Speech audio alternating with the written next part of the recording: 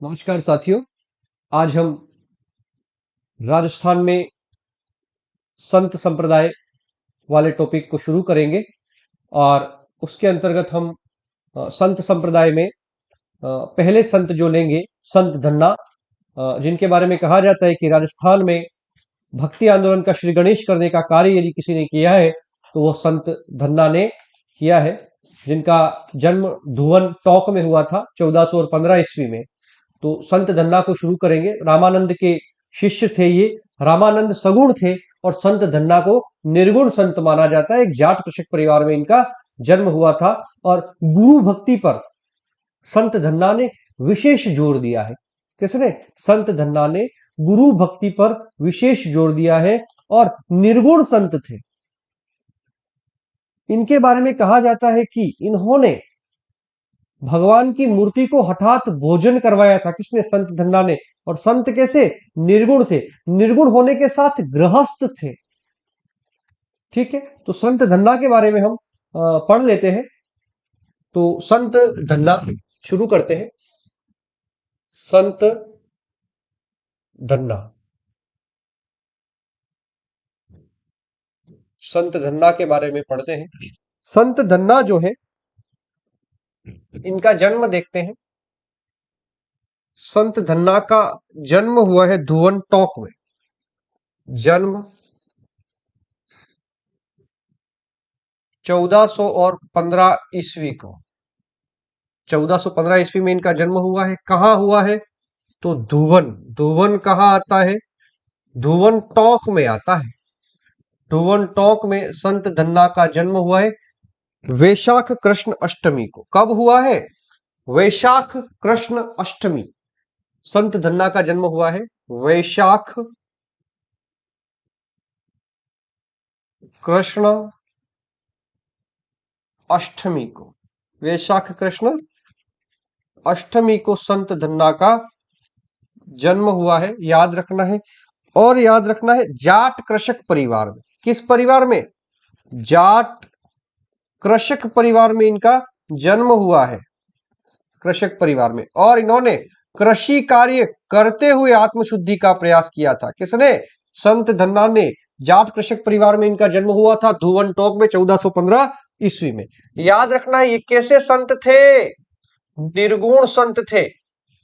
संत पीपा भी निर्गुण थे, धन्ना भी निर्गुण संत थे।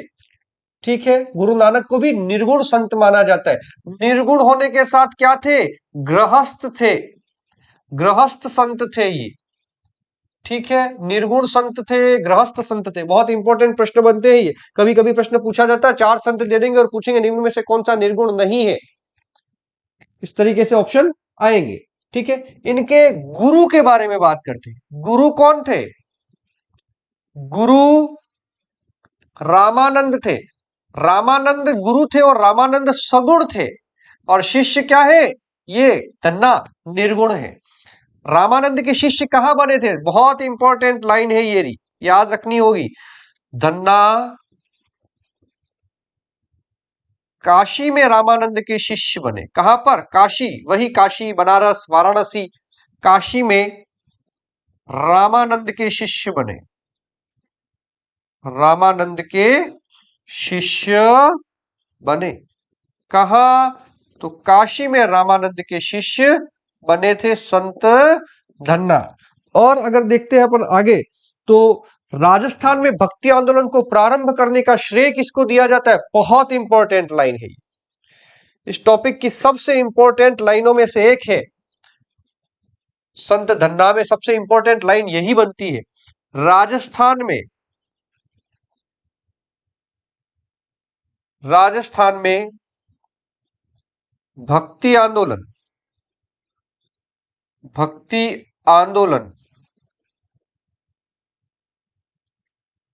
को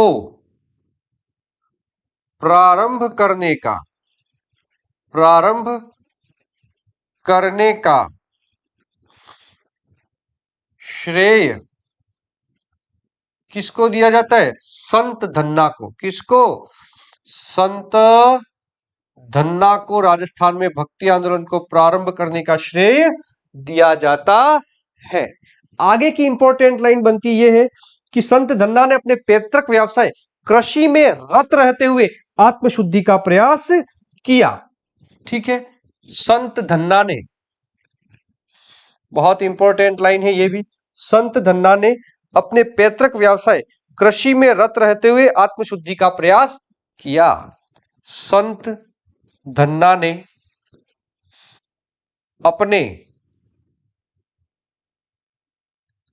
पैतृक व्यवसाय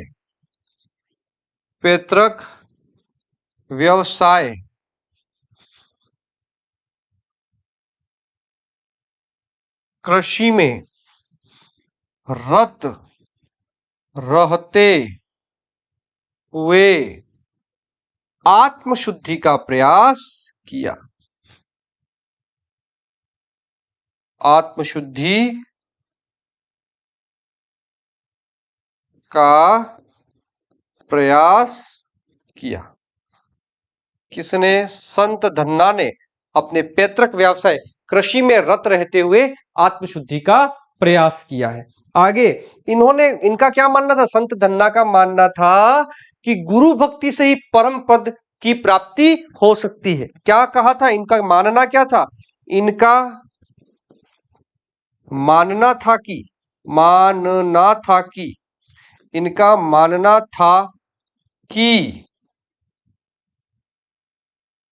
था कि गुरु भक्ति से ही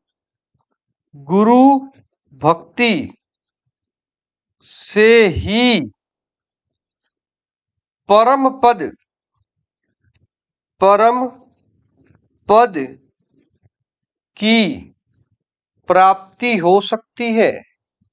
प्राप्ति हो सकती है।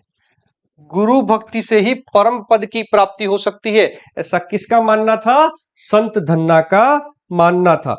इनका क्या है? इन्होंने नाम स्मरण को ईश्वर प्राप्ति का मुख्य साधन माना था। किसने? संत धन्ना ने नाम स्मरण को ईश्वर प्राप्ति का मुख्य साधन माना था। तो ये लाइन भी अपन लिखेंगे।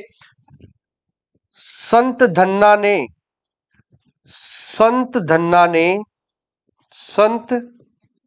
ने नाम स्मरण को, किसको? नाम स्मरण को ईश्वर प्राप्ति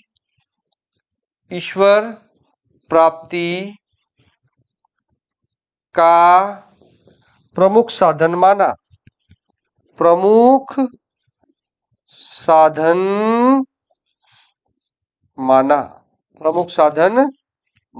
किसने? संत धन्ना ने। दूसरा, संत धन्ना ने बाह्य आडंबरों और कर्म कांडों का क्या किया है? विरोध किया है। किसका? बाह्य आडंबरों व कर्म कांडों का विरोध किया है संत धन्ना ने। संत धन्ना ने बाह्य आडंबरों, उसके बाद औपचारिकताओं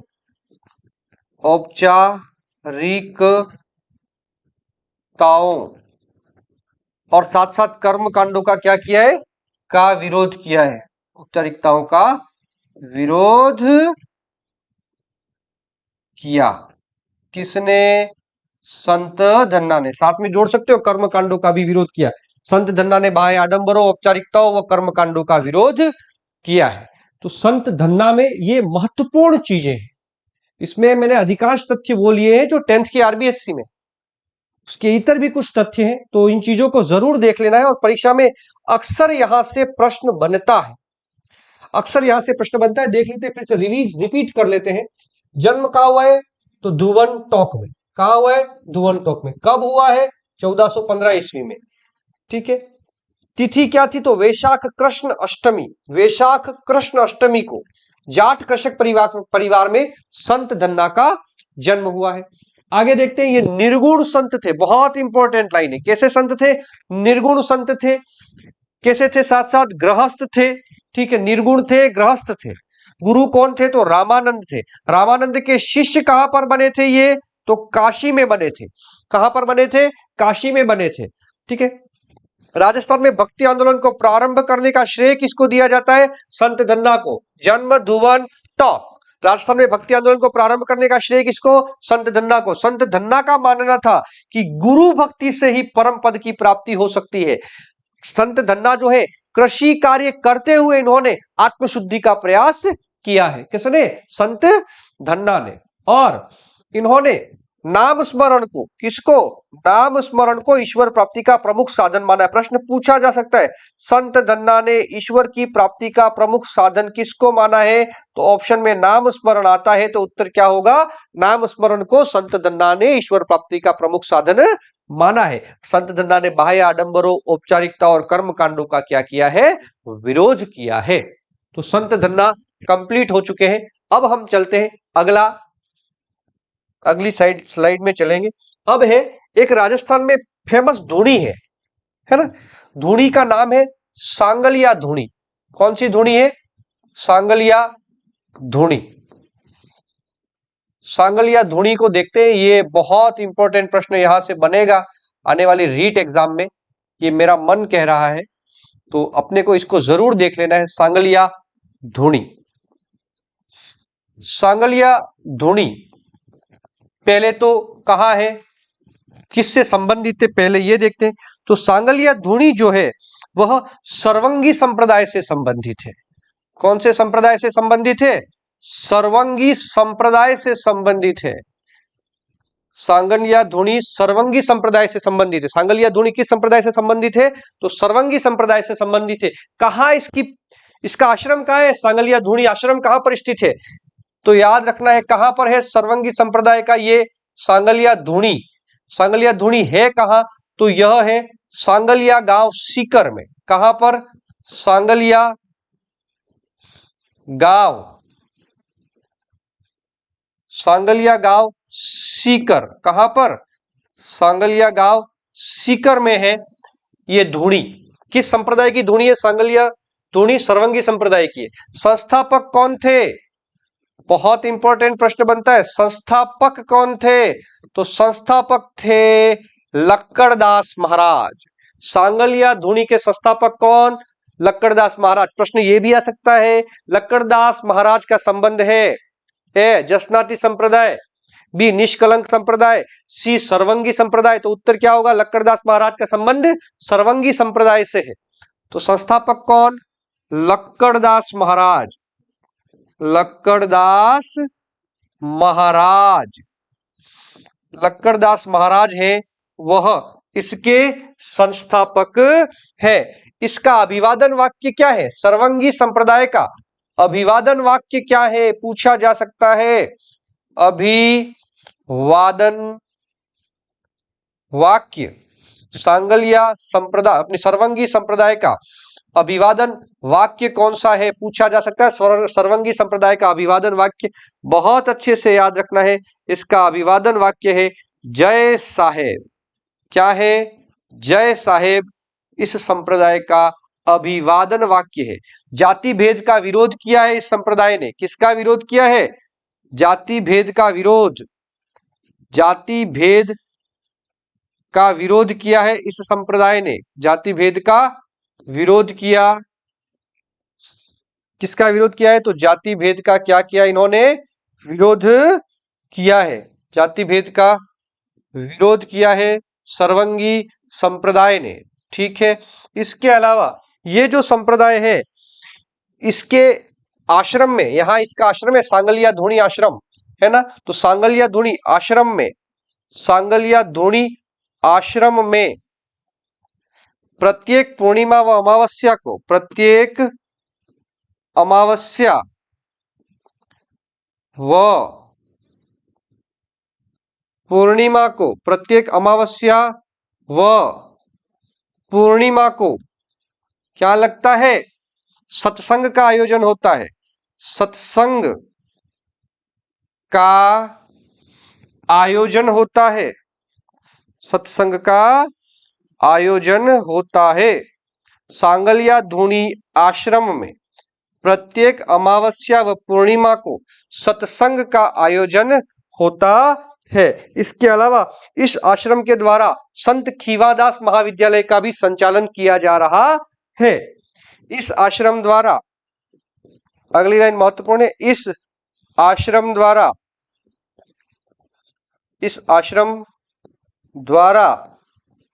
संत खीवादास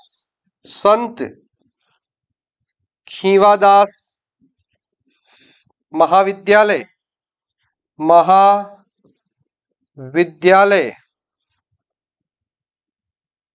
संत खीवादास महाविद्यालय का संचालन किया जा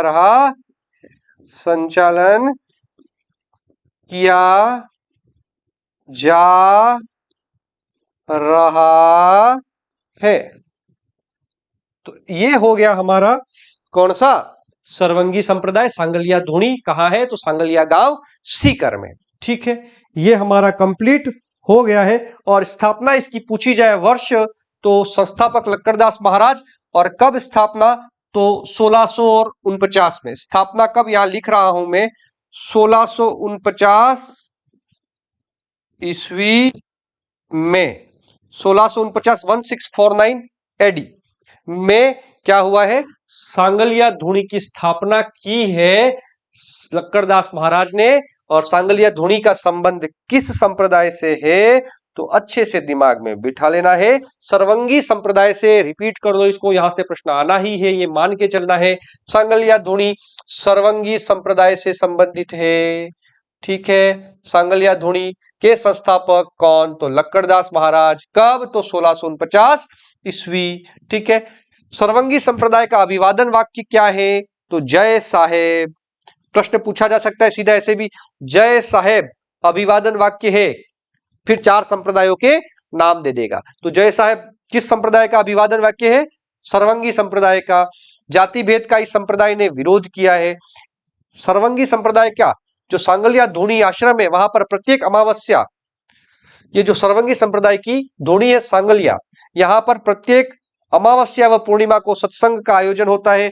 और इस सांगलिया धुनी आश्रम द्वारा संत खीवादास महाविद्यालय का संचालन भी किया जा रहा है। तो आज के वीडियो में हमने देखा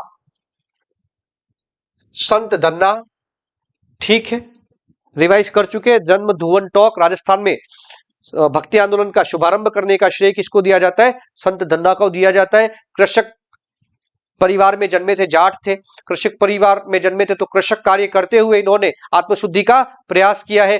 गुरु रामानंद सगुण थे, जबकि धन्ना क्या थे, निर्गुण थे। ये चीजें हमको ध्यान में रख लेनी है। नाम स्मरण को ही इन्होंने ईश्वर प्राप्ति का प्रमुख साधन माना है। तो संत धन्ना और सर्वंगी संप्रदाय 2 आज हम कंप्लीट कर चुके हैं। अगले वीडियो में हम पढ़ेंगे संत पीपा।